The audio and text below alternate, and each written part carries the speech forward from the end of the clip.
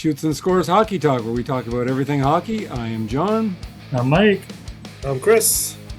All right, gentlemen, let's go. Now, initially, we were supposed to have a show last week, but we kind of all decided, hey, there's a whole bunch of other things that are going to happen. Let's put it all together into one show, which makes sense.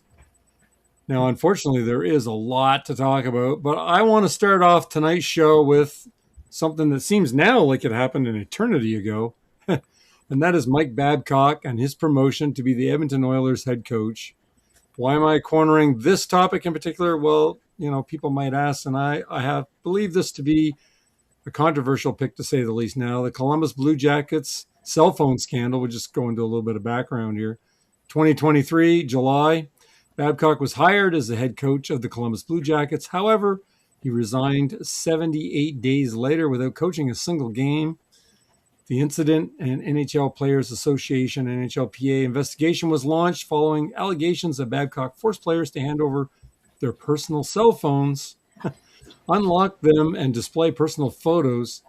The fallout was players reported that he used the photos to project them onto the screen in a highly uncomfortable, invasive, get-to-know-you exercise. Facing the impeding NHLPA investigation, Babcock resigned to step away. Guys, what in the hell is going on in Edmonton? Why would they hire Babcock? Of all things. And there's other incidents, and I read a bunch of them. And, you know, there's this one with Mitch Marner that I had known about. There's other ones as well. I'm not going to spew all of them here. Really? What? Chris, I want to start with you. What? Why? Yeah, Mike Commodore absolutely hates him. You know, Stanley Cup champion Mike Commodore for the Carolina Hurricanes in 2006. He can't stand him. He throws him under the bus constantly. Calls him a bully. He's been called bullies in different articles that I was reading. Other players have called him bully. You know. Yeah. But I'll have to steal a line from Mike. That's the Edmonton Oilers pushing the panic button 100%. Right. They're losing McDavid in 2 years or less. You know, the writing's on the wall, just like Werenski. He's leaving Columbus in 2 years or less. But this move, I don't know. You've heard me before talking about Bowman sitting in Edmonton. Don't understand why he has a job. Don't understand why a multi-million-dollar company, which is NHL teams, would hire someone like this and allow these moves. I know he won before in Canadian University, right? He's won NHL. What the attraction is to this person, this man, this individual is beyond reasoning. Why they believe he can push them to another level. Yeah, I think a lot of players, ex-players, teams are kind of shocked with these events. I think most people thought he was done. He wasn't going to come back and coach in the NHL, but like wrestling, never say never, right? At any moment, no matter what happened in the past. And yeah, but Oilers, they're full panic mode. Good luck to them next year or two, I guess. Mike, what do you think? What the hell's going on here? Is it just full panic mode, like Chris is saying? I know you had said that off air. Is there anything else, though? I just feel they're desperate to get somebody in there that's won before. You know, as far as Mike Babcock goes, I think he's got the brain for the game, but I don't know about his tactics when it comes to his player motivation. Didn't Chris Chelios have an issue with him as well? Now, I didn't read anything about Chris Chelios, and I read quite a bit of stuff, but I mean, nothing would surprise me. And it could be that I've got the wrong coach when it comes to the Chris Chelios thing, but you know, surprisingly, they say that the main Edmonton players were on board with this signing. So yeah, and I wanted to ask you about that too. Do you believe that, or do you think that's just a bunch of horse pucky? When they say main Edmonton players, I'm thinking it's basically they maybe talked to McDavid, Draisaitl, maybe Bouchard, but that'd be about it because who else do you got after that, really? Nugent Hopkins, I suppose. Nugent Hopkins. But after that, I mean, it's not, they don't have any superstars or stars, I should say, after that. So I don't know. Strange hiring. All the red flags that were out there on him, and they still proceeded instead of exploring other options. I mean, I get that they couldn't get Bruce Cassidy apparently from Vegas, but Berube was available, Tortorella was available. Just a couple off the top of my head that have won before. So I don't know. I don't know if this is going to make the Oilers any better. I'm sure we'll talk about their moves later because I know the goalies are definitely going to be different. But yeah, I think they're grasping at straws at this and hoping that something can happen for them this year or next year before McDavid's contract is up and he decides he wants to explore other options. So I don't know. Well, just to add, yes, Chris Chelios. It was with Franzen, and Chris Chelios said, "Yes, I heard what he said to Franzen on the bench in the playoffs." And Franzen afterwards kind of said, "He's a terrible person, the worst I've ever met. He's a bully who attacks people." And Chelios agreed with the disrespectful stuff he was saying on the bench. So Chelios was involved, but it wasn't at him, but he heard it during that playoff. I thought that he was gonna scratch Chelios for the outdoor game that they had too, and then ultimately was told to play him and then sat him on the bench the whole game. Not sure if that was Babcock as a coach or not, but there's been a few of those player coach power moves during these type of events. That yes, absolutely. May or may not. Yeah, motivation tactics, tough love. I just thought that it was a strange move. I get it. I guess I get it. I wouldn't have done it. The team is not any better. It doesn't matter if Babcock was a superstar coach, genius mind. I don't think it matters. I mean, the team is the team. I know coaching can make a difference, but I don't think in this case is really going to make any difference personally. What the hell do I know? And it was Babcock that benched Chelios at the outdoor game that in 2009, the Winter Classic at Wrigley Field, and then apparently they asked him to take one shift at the end of the game, and he basically told them where to go. So can't say I blame him. Right. Okay. All right. Well, let's move on to our second topic because there's lots to discuss. Let's talk trades and or free agents, gentlemen. Lots of players have moved or stayed. And why? Who has won big in your opinion? I also want to chat about a bit about Werenski. I see he vetoed a trade to Dallas, or at least that was the rumor anyway. And now I see, reading just tonight before we got on, that he says he's going to stay in Columbus. Mike, what do you think? What do you want to talk about here when it comes to trades, free agents, or you can talk about Werenski or wait? Well, let's talk about the Werenski thing first, and then we can move on, I guess, to the rest. But very, very strange that, and I mean, I know Rick Bowness at the end of the last season said that he was going to change the culture of that team. Yes. From hell or high water, basically. Yes. With that being said, the only player that of note I think that's been moved out so far has been Boone Jenner. And then Werenski was talked about being that he might not want to stay there, and then ultimately he changed his mind. But I'm surprised he would veto that trade to Dallas. I would think that would be a no-brainer to go to Dallas, but well, I was wondering if that's even real. Just because I read it doesn't mean sure it was. I'm sure they had something agreed upon, and then he changed his mind, which is strange when you voice your opinion and kind of say that you want to leave, and then you change your mind once a deal's made that you want to stay. So I don't know where or what happened there, but it kind of makes Columbus look like they didn't really follow up with him on what he wanted to do before they made this trade with Dallas. Luckily, I mean, for them, I mean, it wasn't official because he had to waive his no move clause, I guess. But uh, very strange. So I don't know if he felt like there was going to be too much change with the team after, Bonus's comments that, some of these guys weren't going to be there if they didn't want to be there, type of thing. And his family maybe said they didn't want to leave.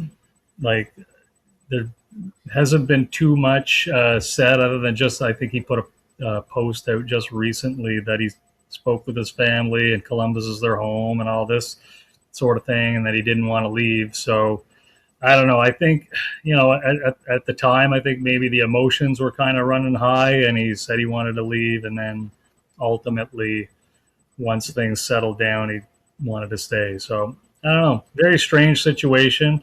But yeah, I would have gone to Dallas over Columbus if it's me. I mean, you're going to play on a team that's definitely going to contend for the cup. I mean, I don't see that in Columbus, but maybe I'm wrong. Chris, what do you have to say about Werenski, if anything? I mean, you don't Werenski? even... Yeah, definitely a communication breakdown between Waddell and him and his agent, because it's been all over social media for a week or two, right? Saying Werenski wants out. He's following the rest of the Americans and all these trade rumors. So for Waddell to pull the trigger, bring to him and say, "Hey, we got a deal here with Dallas," and for him to say, "Whoa, what are you doing?" No, I reject it.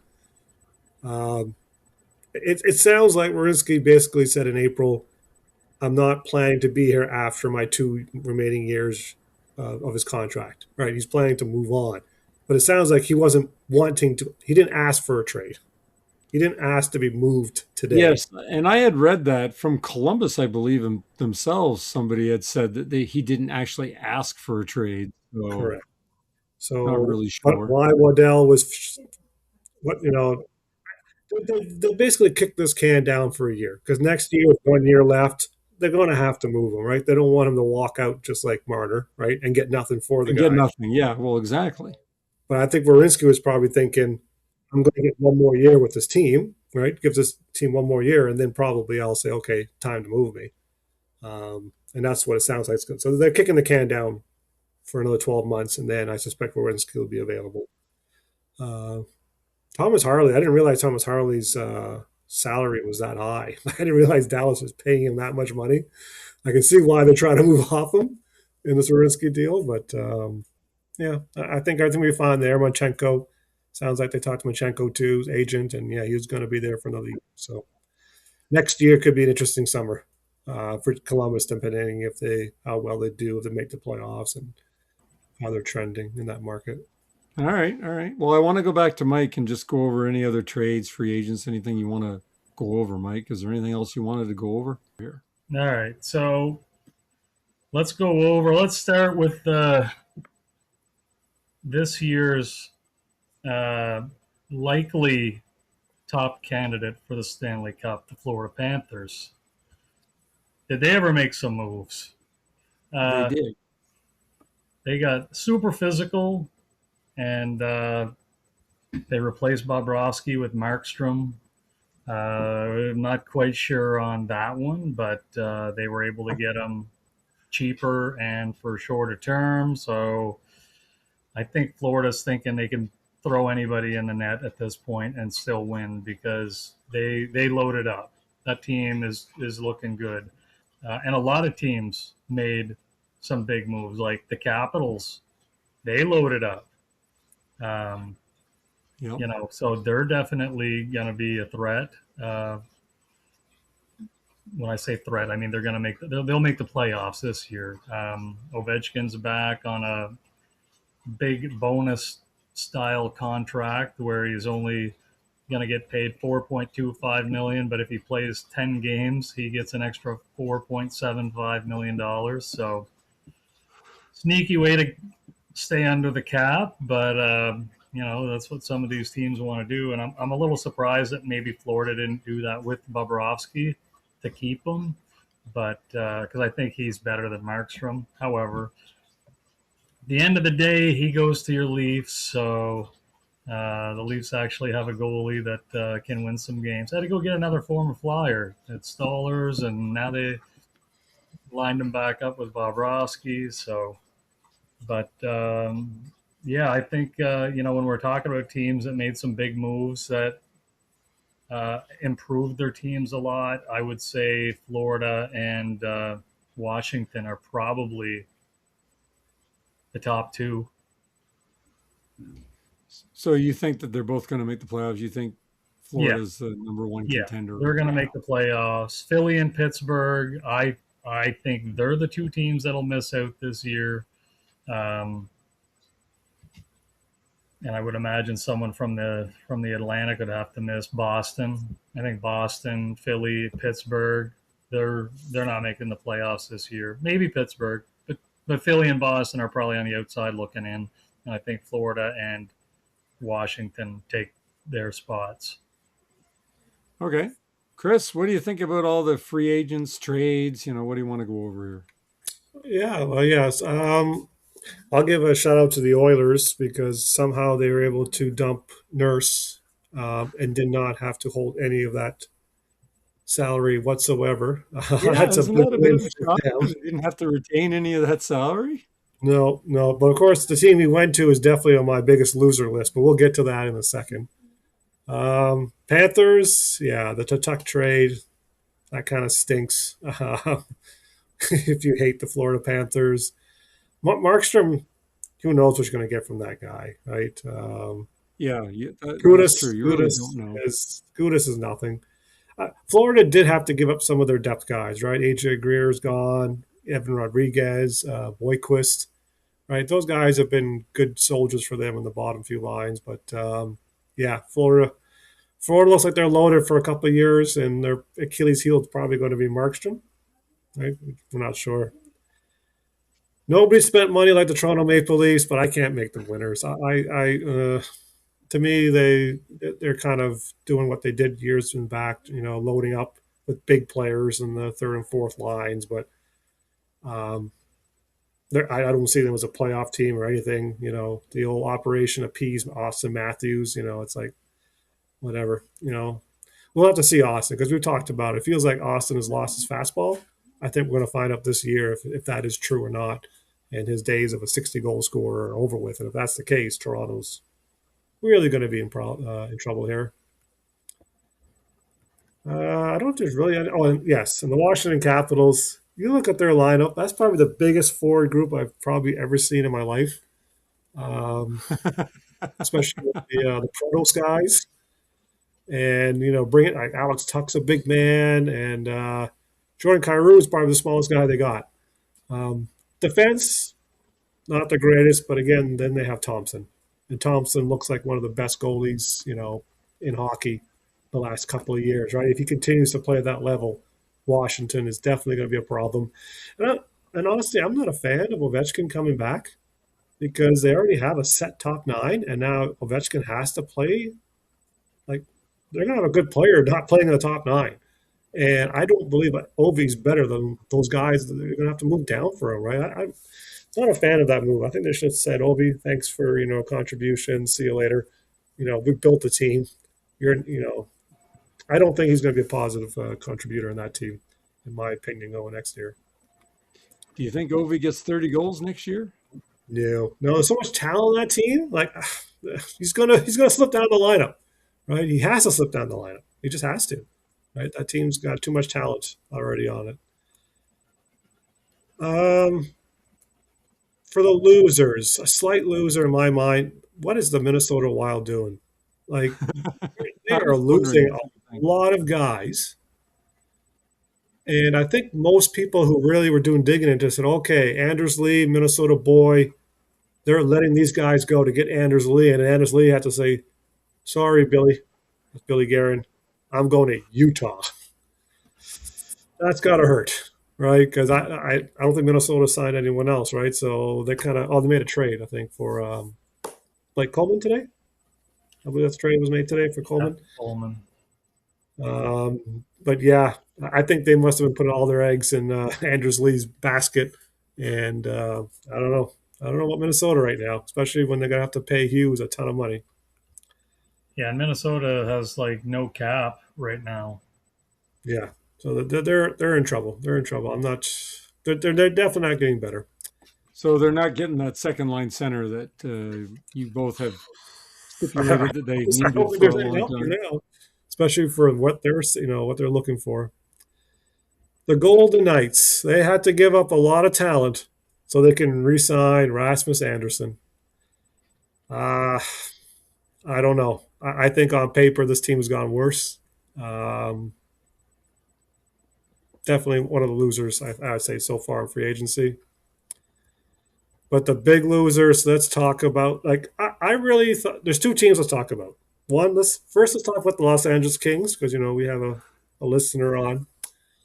Um, just He's a not going to disaster. be. He's not going to be very happy with you. He's not going to be happy with it, and I'm sure he knows. Like he's got to be looking at this too, and Eric Holla, who's 35, Zuccarello's 38, Corey Perry's 40. Like, what is this? Like, what is going on there in Los Angeles?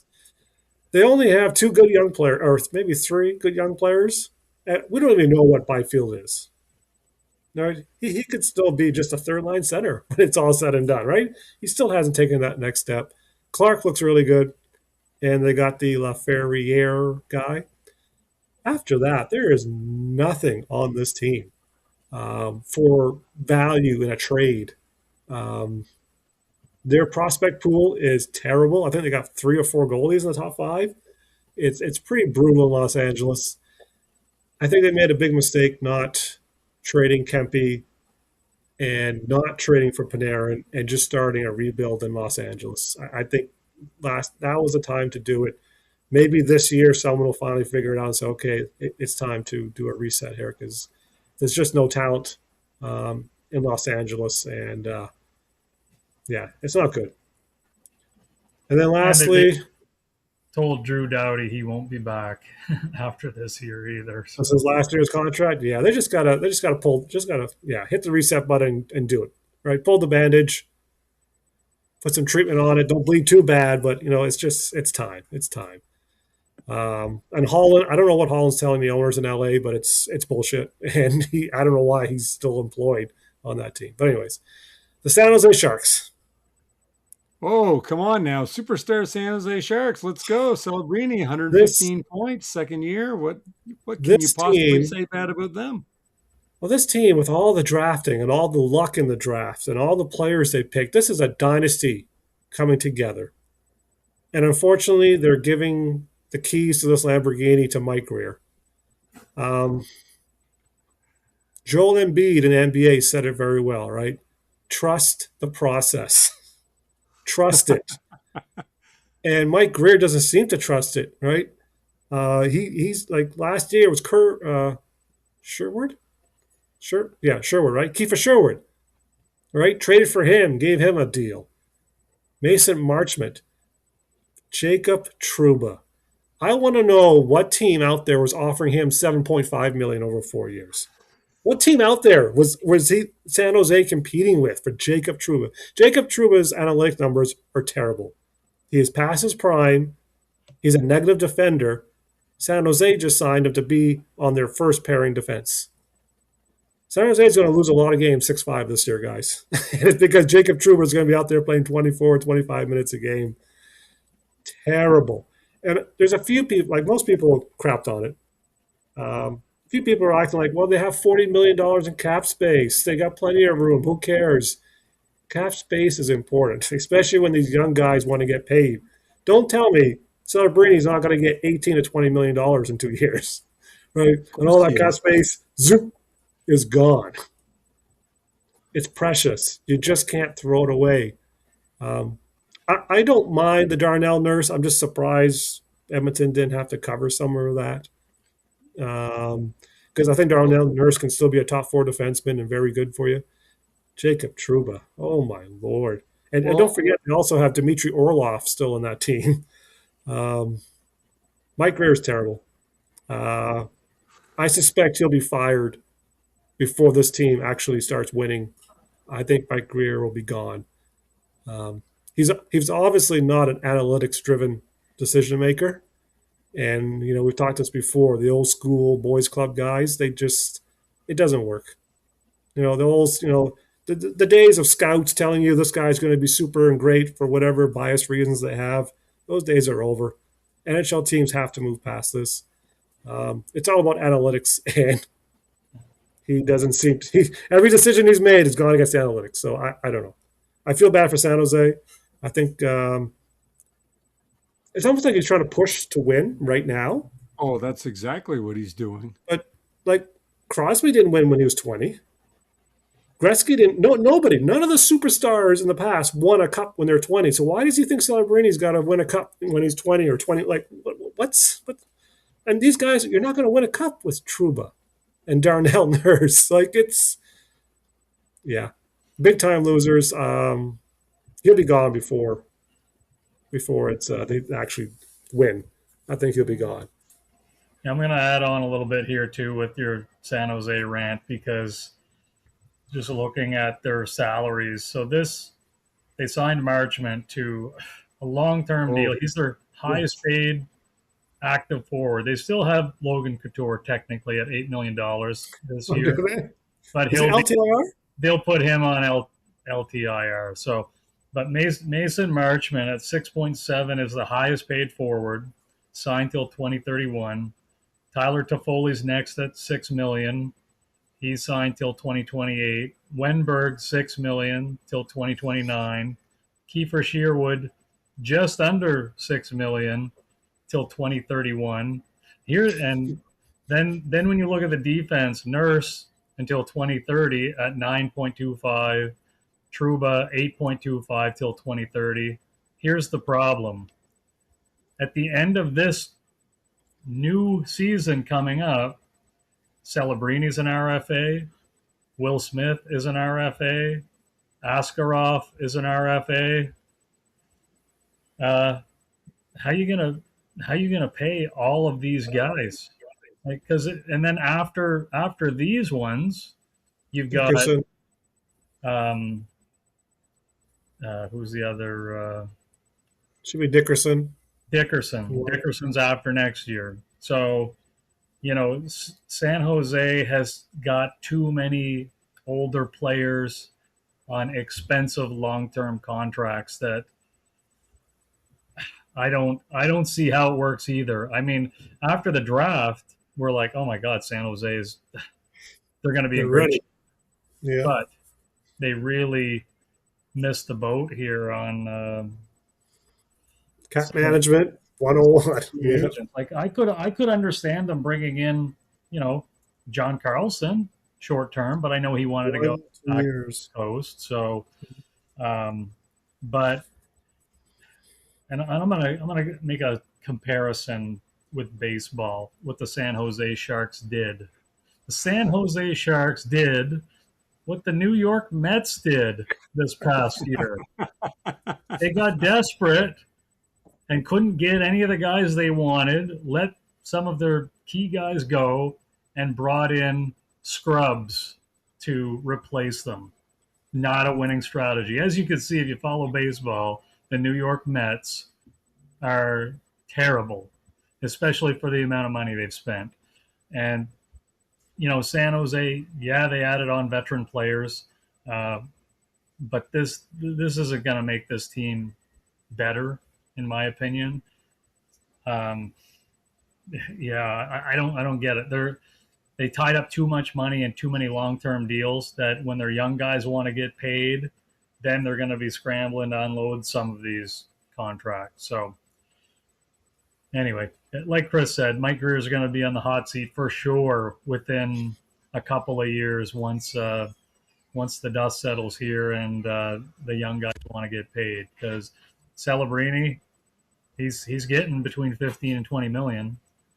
Will Smith's going to get a pretty good contract, and Askarov, he's going to get paid.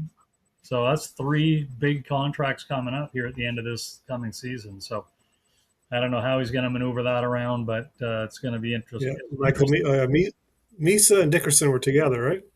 Was it Misa Neeson? and Dickerson were together, yeah. And the only big contracts they're losing at the end of this year is Orlov? Orlov is gone. He's at 6 something million, and Couture is at 8. So they are going to get some cap relief with these guys, but the guys that they just drafted, they're going to be looking to be on the team too. So Yeah. I don't know. I don't know the logic behind bringing in Truba and Marchment. I, he must have signed that contract so fast before San Jose changed their mind. Who's competing with them to give Mason Marchment $7 million The almost? Flyers. The If Leafs. anybody is, it would be the Flyers. It would be, but Depends. Yeah, the Flyers, the Leafs, and the Rangers. I that is probably the worst signing. Oh, Truba. Truba's got to be worse. Oh, no, Mason Truba's got- Marchment, he's a third line player. He gets 40 points, and you're going to give him $7 million? I don't get it. He's big. He's big. He's got size. NHL is still stuck with size. When are these NHL people going to learn it's not about size anymore? It's about speed and playing defense. That's really what it's about. Power plays and penalty killing.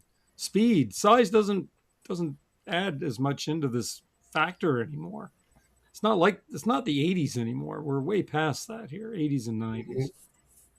So, all right.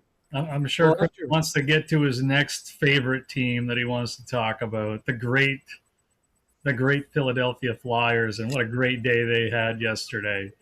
You know what? I made No, I'll let you talk about the Flyers. Uh, I'll talk about the Flyers in drafting. You talk about the Flyers in free agency.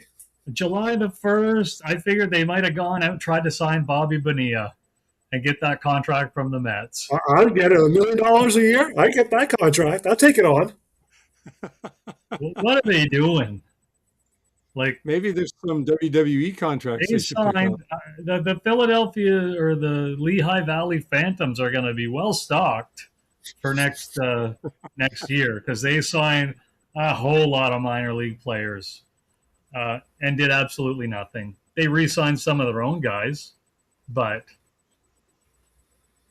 they desperately needed a power play quarterback and got absolutely nothing. I know they were trying to get John Carlson, but why would he want to go there? Well, he didn't. Everybody has watched the Philadelphia Flyers and what they do to offensive defensemen. None of them want to go there. And then we can look at the draft.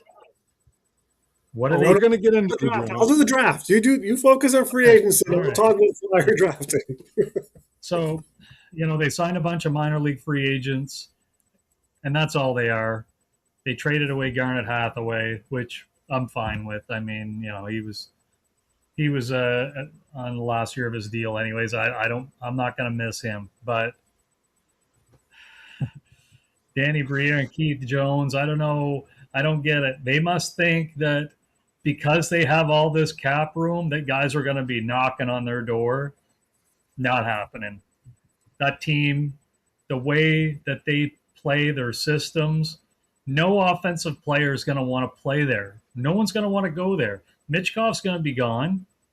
He's not going to be there much longer. They'll either trade him or he'll sign an offer sheet with somebody when he's a restricted free agent. He's not staying. Zegras, they still haven't signed Zegras. And that was the talk. They wanted to get him signed. They paid money to keep Vladar and Forster, but the guys that they brought back, you know what? I'm fine with them bringing these guys back and re-signing them. However, their only NHL player that they brought in was Noel Achari, and he's basically replacing Garnet Hathaway. Philadelphia Flyers still have $30 million in cap space, and they couldn't throw a ton of money at somebody and convince them to go to Philadelphia.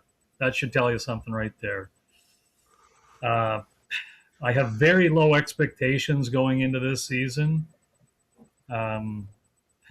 on where the Philadelphia Flyers are going.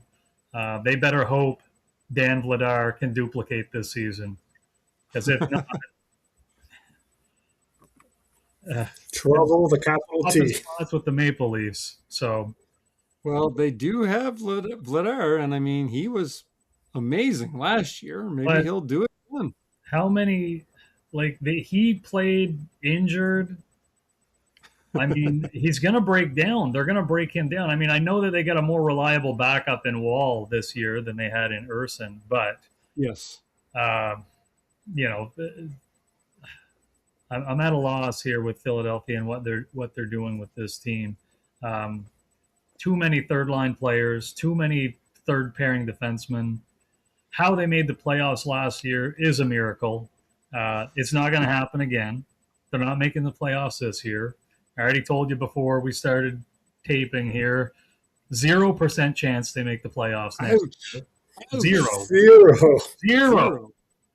And if anybody believes otherwise, please give me an argument that can show me something different. Because when you look at the teams in the East, Florida missed the playoffs. They got way better. Washington missed the playoffs. They got way better. Philly's the odd team out here, for sure. So, I'm sure there's one person out there that listens is going to will build an argument. Yeah, I mean, let me tell you, get an argument, put it in the comments. Put it in the comments. Man that thinks that they're going to make the playoffs is drinking the same Kool-Aid that Briere and Keith Jones are drinking. Not happening. So I would like to have a glass of that Kool-Aid. That's some pretty nice looking stuff. All right. After all the rants, let's go on to our third topic, and that's the draft. Okay. Now, lots was going on at the draft. How did the teams do? Who really addressed their issues? The best, the worst, whatever. And yes, we all know the draft can take years to pan out, but now it seems that many first-round player picks are ready for the NHL right away. Oh, yes, it happens all the time, right, Chris? Chris, what do you think? No, it doesn't. Come on, everybody's the Nick Salabrini. Come on. Yeah. Well, we're just going to focus. For my part, I'm going to focus on Philadelphia Flyers drafting, the genius of the Carolina Hurricanes with analytics drafting. Okay. I'm going to throw some numbers at everybody so that they can do the math at home and figure out why Carolina does what they do. And we'll do a deep dive on why Philly does what they do. Mike's already rolling his eyes here. Yeah, because he knows it's true. Absolutely, 100%. Let's remember last year, right? I started joining you guys' calls, I think just before the playoffs, and we had our show about the draft. Yes. And I made a big stink about Philadelphia trading up to number 12 to take Jack Nisbet. And I said at the time, Jack Nisbet is a 25 to 45 type of ranking player, right? He's not a guy you trade up for at the 12th overall. Philly traded the 22nd and the 31st, 2 first-round picks to move up to 12 and take Jack Nisbet. I haven't even thought about Jack Nisbet until 2 days ago. And I'm like, I wonder how Jack did in his draft plus 1 year in the OHL. Jack Nisbet did the exact same thing he did the year before. No improvement playing in the OHL. If you're 6'5" and you're supposed to be a player, and half the guys you play against are 16 and 17, and you can't score more than 25 goals, you're not a top 12 pick in the NHL draft, right? I saw this on Twitter and I laughed my ass off, and I truly believe in it now. People like that, when you have you take a player and you say this is their strength and this is their weakness. Well, strength is height, weakness is hockey, right? And I'm going to talk about this with a lot of guys that were taken in this draft. They were just taken because they're big and tall. Yep. And other than that, hockey skill-wise, no. You draft high in the first round, you've got to take hockey players. Second, third, fourth rounds, if you want to take length, you want to take projections, and you cross your fingers and hope. I get it. You don't take projections in the first round. Well, your first round is your most valuable round. Most players in the Trying to hit a NHL home come run. in the first and second rounds. So Exactly. You're trying to hit a home run. They hit the home run with Porter Malone, right? He was 6th pick overall, right? Good. To trade off a Jack Nisbet, that one's going to hurt. That one's going to hurt. But again, Briere and Keith Jones, they're stuck in the 80s. They believe they want to bring back Flyers, bully hockey. Sorry, Florida already has that. You guys have to figure out another way to play the game. Those two guys will not. Again, they're not going to be in Philadelphia long. Not with what they're doing. Don't you want to talk about the great first-round pick they made, though, this year? Now we're going to go into this year, right? So after their mistake they made last year, which, I kind of had a feeling it was a mistake, and now it's proven to be true. they corrected that mistake, right? No, they didn't. No, they went back to the well. They went digging about who's the biggest, baddest guy we can find in the first round.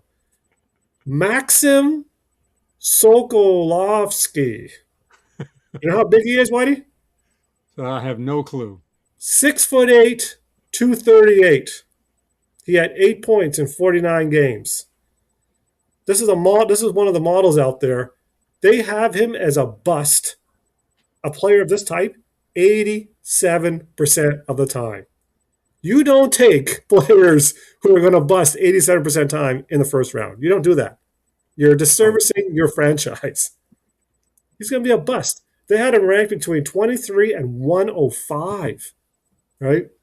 Again, strength, length, weakness, hockey. He can't play hockey. Like Briere and those guys. Like I feel terrible. The other team, my favorite team in the whole world. Hold on, before you go to any other team, I got to talk about players drafting skills as well here. Okay. You remember a couple years ago when they traded their pick to Minnesota, so Minnesota could pick Zeev Bouillon, and the Flyers could take Chet Luchenko, who still can't crack the lineup. Nope. If you give Philly a top 6 pick or 7, whatever, they'll pick the guy. They'll pick a good player.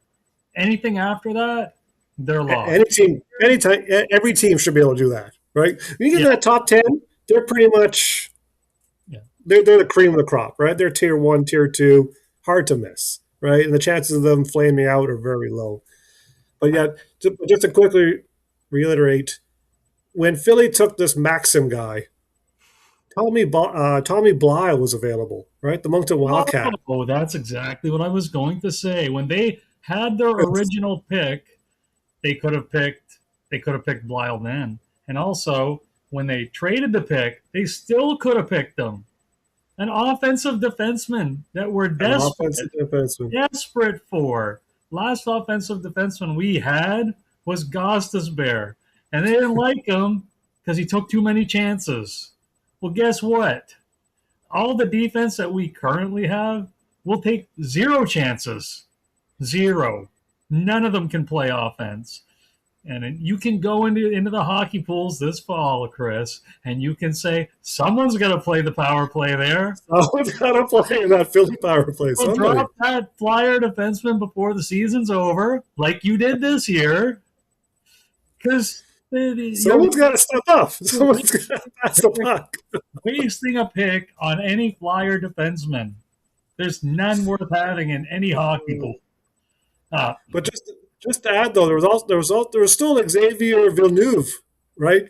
And a lot of people think he's the most talented hockey player in this draft, but because he's 5'10", 160. So Philly again had options. Maxim was not it. Yeah, was not it. But he's 6'8", Chris. I know. Let's move on let's go to my second favorite hockey team in the world, the Montreal Canadiens. Right? They're a smaller team. I see the Hornets' nest has been stirred up. They're a smaller team, right? They talk, we need bigger guys. So they took Gleb, whatever his last name is. Yeah, because he's like 6'3", 210, man-child. Slaps around everybody in the junior hockey league in Russia. So they love him. But again, everything I read about him was like a second round, third round guy, plays hard, hits hard, skills, puck skills, seeing skills. And I'm sitting there, I'm just like, that helps your third and fourth line, but that doesn't help Cole Caulfield. Cole Caulfield is not going to get grittier and harder to play against in the playoffs because Gleb's on your third or fourth line, right? Your stars are the ones that have to play through it in the playoff times, right? So again, Montreal reached to get the big guy. But again, you're supposed to hit home runs with first round picks. You're not supposed to take third line, fourth line guys, right? It's scouts versus analytics, right? The analytics will, they got 30 years of data to tell you what you should do, right? And NHL teams still ignore it, and I don't know why. But the last thing I want to talk about is the Carolina Hurricanes and what they did in this draft. And this is what they always do, right? This is what they do. In the 2020s, Carolina's only picked in the first round twice. One was because of the Toronto Maple Leafs and Patrick Marleau, thank you. And that was Seth freaking Jarvis, right? You're welcome. They took him 12th overall. Who do you want, Whitey and Mike? Do you want Seth freaking Jarvis or do you want Jack Nesmith, 12th overall? Well, I want Jack. Just wasn't the same draft, but it wasn't. But when you compare the players, who do you think has a better upside? Well, Seth Jarvis, obviously. Jarvis. And we didn't have to trade 2 first-round picks to get him, by the way. I'm not mistaken. Didn't Seth Jarvis lead the WHL in scoring? No, I don't think so. But he had a lot of. He had 90-some points that draft year. Yeah. I don't think he led. You might be. I thought he did. It's been a while. You look it up while I'll continue. Look it up. Another time was Brady Nadeau. New Brunswick's Brady Nadeau. They took him 29th overall. They stayed. They didn't trade back like they always do. They stayed, and that was because they had him in the teens in their evaluation, right? So again, if you're getting value, they think they're picking up is why, yeah. Yeah, you got value, you stay and pick. You don't fall in love with players. Teams fall in love with guys like Philly and this Maxim guy. So I'm going to do a little bit of math for everybody. So Carolina came into the draft with a 31st pick, a 4th-round pick, and 2 6. They turned the 31st pick into 51, 61, 68, and 125. All right, 2 seconds, a very early third, and a late 4th. So now we're going to do a little analytics exercise, right? So this is the jfreshhockeystats.com site, right? They've got 20 or 30 years of data of first-round picks. They consider NHL non-bust. You have to play 200 games. If you don't play 200 games, you're not considered, you're considered a bust, right? The 31st pick in the draft, historically, you will get a player that plays 200 games 43% of the time. Right? So if Carolina stayed there, threw that one dart on the board, they have a little less than a coin flip that they're going to get a guy who plays in NHL. Right? Doesn't matter how big he is, how skillful he is, right? It's 43%. Now I'm going to add up the other picks that they accumulated by trading back and what their chance of getting an NHL player is, right? So, what's it again? 51, 61, 68. All right. So, 51 is 28.9. So, let's say 29%. 61 is 24. So, that is now for 53%? Sure. Take those calculators out. Now we're going to 68. So what did I just say? 50? 54. 54 plus 22. 76. And then the 125. Sounds like you're doing Scott Steiner math here. Yes. I am. 125 is another 11%. Okay. So that's 87. 87. 87.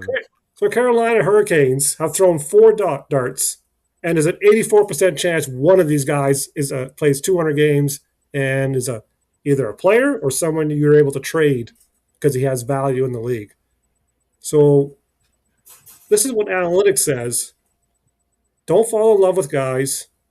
Pick guys that have value or trade back if everybody around them is the same, right? And usually when scouting happens, you've got tier 1, tier 2, tier 3, and tier 3 to 4, it's usually like 18 to 20 to like 60, right? Those guys are all the same, right? They all have the same rankings. Some are taller, some are bigger, some are faster, whatever it might be. But overall, the chances of all those guys making it are relatively the same, right? So I'd rather have an 80-some% chance of getting a player versus sticking late in the first round, throwing one dart, and then hoping that guy turns out, right? And again, this is 30 years of data, right? This is the truth. These are guys who have been picked over 30 years. Did they make it? Did they not make it? What's the chance of being a star? So on and so forth. And just to go at the 12th pick, the 12th pick is supposed to be 72% chance of making it and an 18% star probability. Oh, that's pretty good. I don't think Jack Nisbet is. I think his star probability is probably near zero, and his NHL probability is probably 5 to 10%. I don't. I haven't paid for the site, so I can't really check and see what exactly they have. But I would say he's not trending very well, and for being the 12th pick in the draft. And just to follow up, Seth Jarvis finished second in WHL scoring in 2019-2020, I guess, whatever the last year he was there.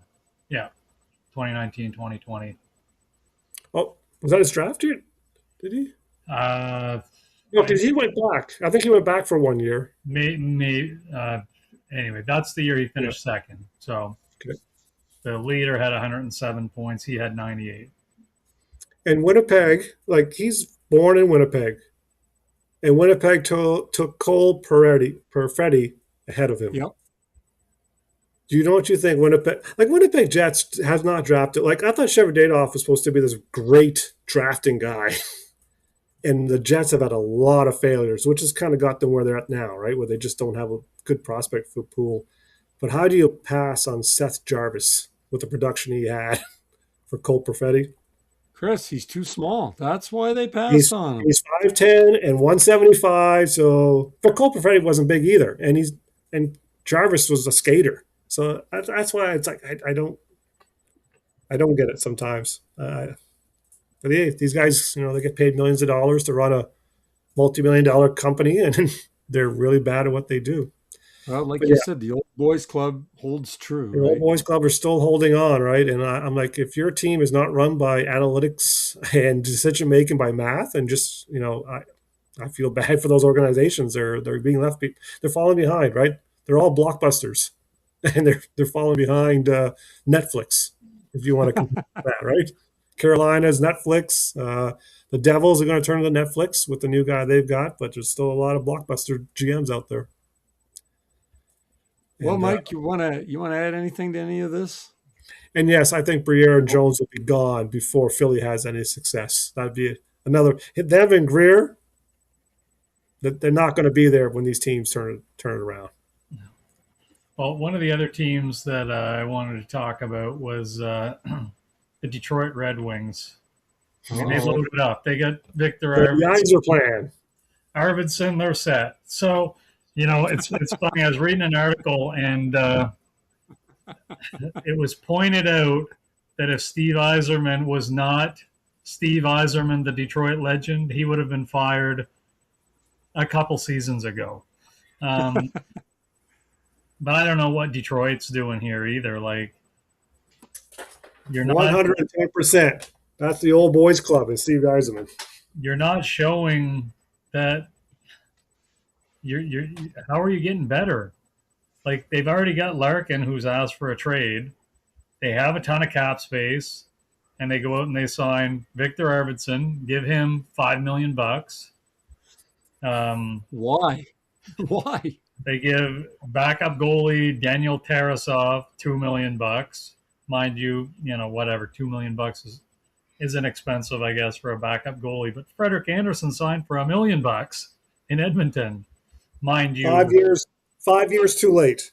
Yeah. 5 years too late. Still better than anything Edmonton has. So I know. But they should have got him 5 years ago, and they had two chances at him. And I don't know what they were smoking up there in Oilerland, but yeah, he was the guy they needed. They could have had a cup if they had Anderson versus Skinner. yeah, quite possible.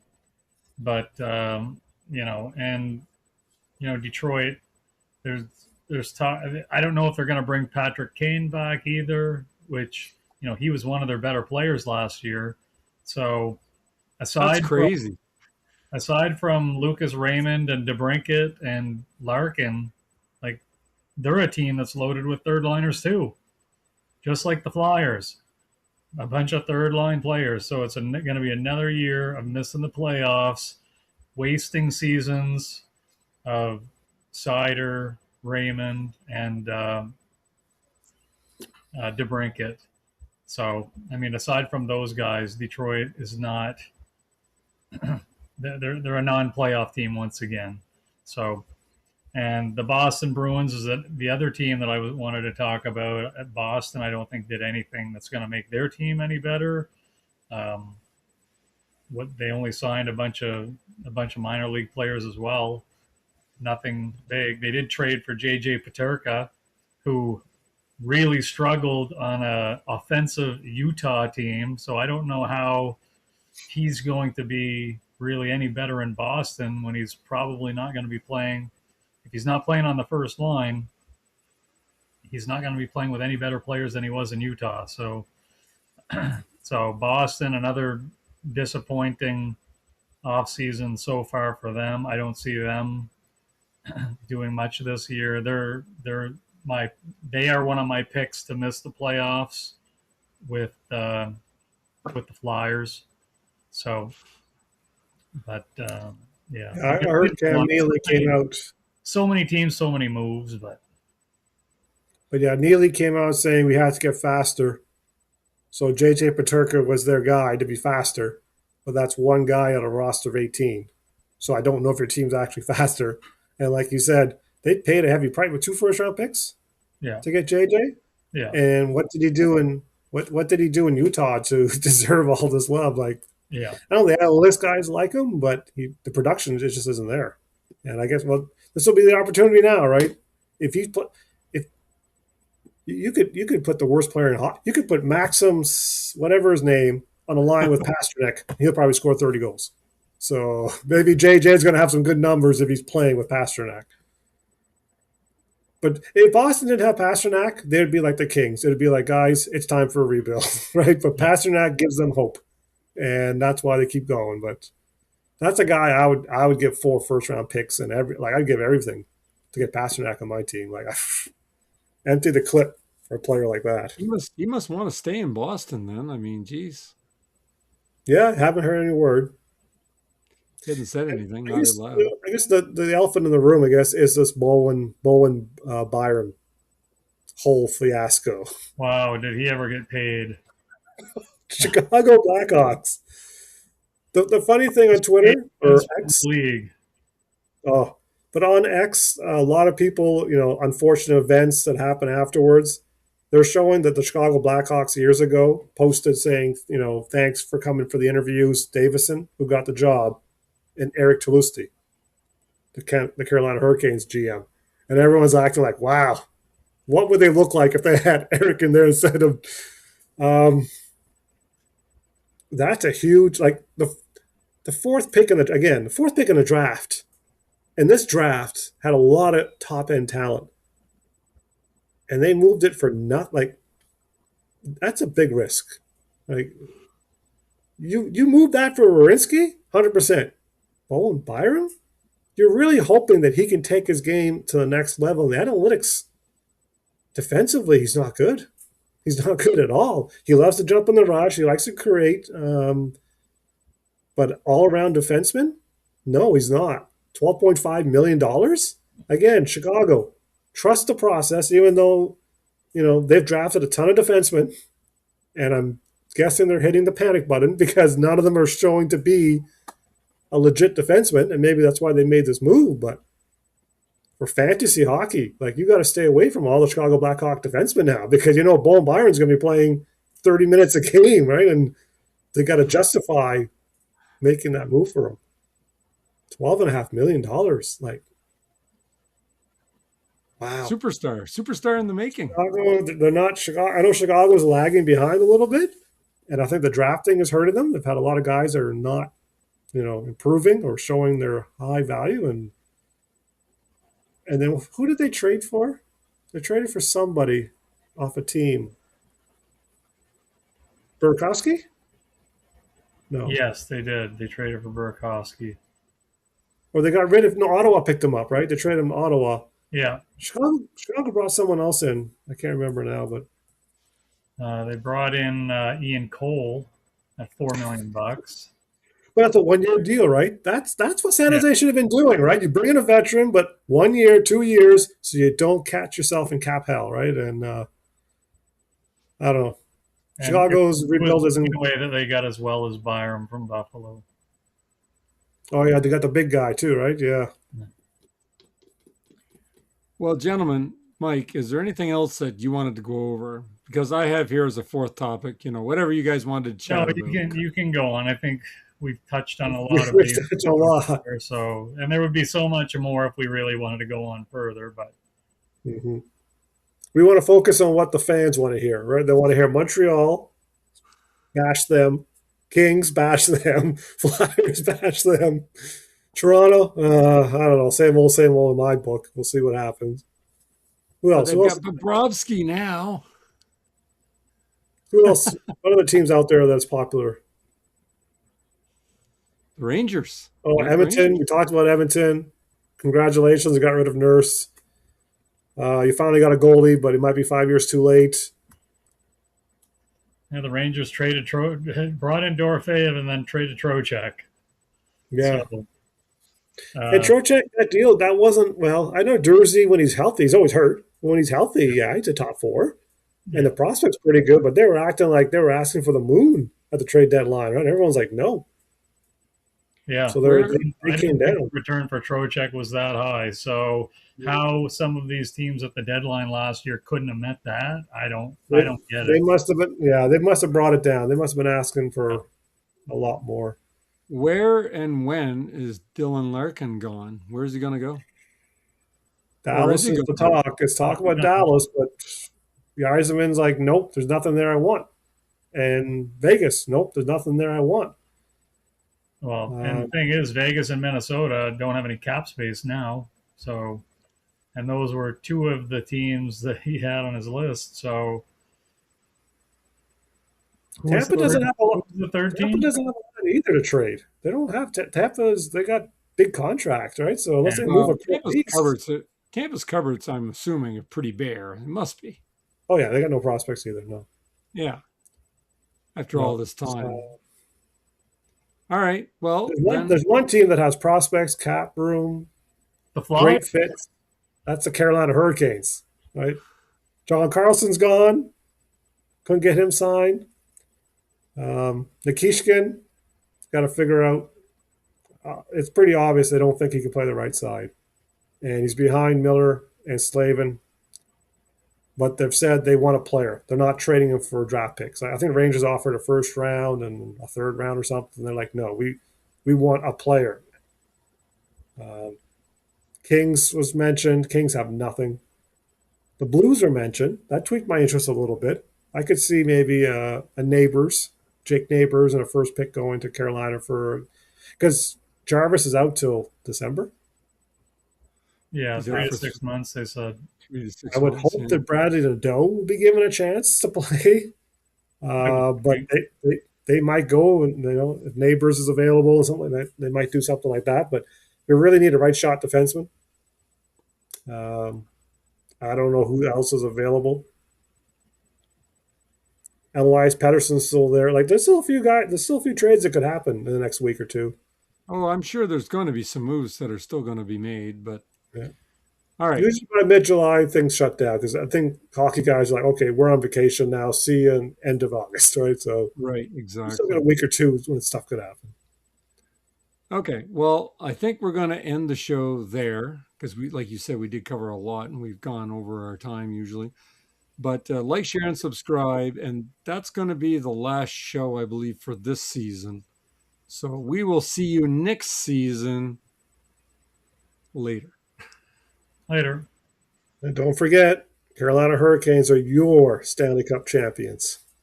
Yeah. And I also wanted to thank you two for doing this show with me. I know that, I get you to ask all these, I ask you guys all these crazy questions and you guys come through. So I appreciate your time and sitting here and dealing with my craziness. So thanks, guys. We'll see you guys next year. Well, Yeah. hopefully I see you before next year. But, we'll see you here next year. All right. So we'll end the show there. Bye bye. All right.